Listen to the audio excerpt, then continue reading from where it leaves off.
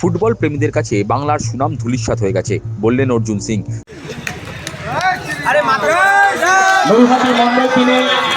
Football প্রেমীদের কাছে বাংলার সুনাম আজ ধূলিসাৎ হয়ে গেছে, এমনটাই বললেন ব্যারাকপুরের প্রাক্তন সাংসদ অর্জুন সিং।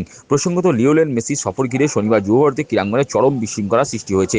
এদিন সন্ধ্যায় নৈহাটি বিধানসভা কেন্দ্রের মাঝিপাড়া পলাশী পঞ্চায়েতের বিপরীতে দলীয় এক সভায় হাজির হয়ে প্রসঙ্গে প্রাক্তন সাংসদ অর্জুন সিং বলেন, ফুটবল প্রেমীদের কাছে বাংলার সুনাম আজ ভুলুণ্ঠিত হয়েছে। মমতা সরকারের মন্ত্রীরা মেসিকে চুরি করে নিয়ে গেছে। লোক দেখানোর জন্য অনুষ্ঠান আয়োজককে গ্রেপ্তার করা হয়েছে। 2-4 দিনের মধ্যে উনি জামিনও পেয়ে যাবেন।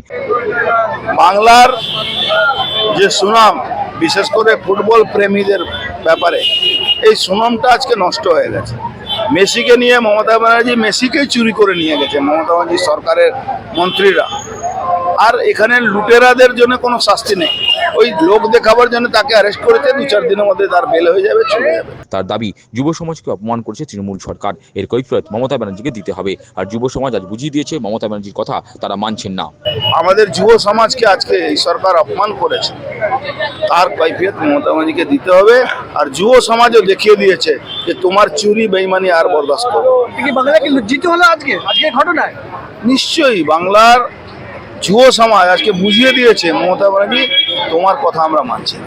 ভুয়ো ভোটের ছয়লাভ নিয়ে পদ্ম শিবিরের লড়াকু নেতা বলেন, যার বয়স 40 বছর তিনি দাদু হয়ে গেছেন, প্রতিবেশীরা মা বাবা হয়ে গেছেন। তার দাবি, ভোটার তালিকা থেকে 1,62,00,000 ভুয়ো ভুতুরে ভোটারের নাম বাদ যাবে।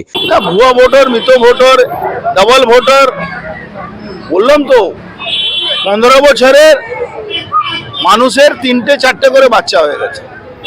40 বছরের লোক সে দাদু হয়ে গেছে, তার দাদুর তার নাতি পোতার বয়স হয়ে গেছে, তাদের আবার ছেলে মেয়ে হয়ে গেছে।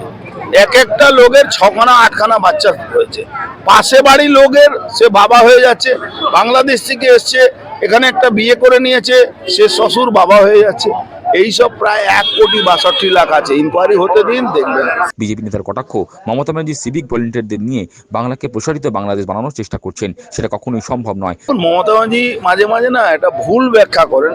উনি মাঝে মাঝে বুঝেন কি উনি দেশের প্রধানমন্ত্রী আছেন বা দেশের আর্মি উনার কবজায় আছে।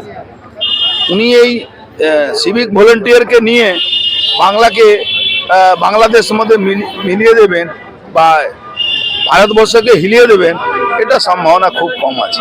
প্রসঙ্গত বৃহস্পতিবার দুপুরে নৈহাটির গৌরীপুরে তৃণমূলের দলীয় কার্যালয়ে এক যুবককে বেদম প্রহার করার অভিযোগ উঠেছে।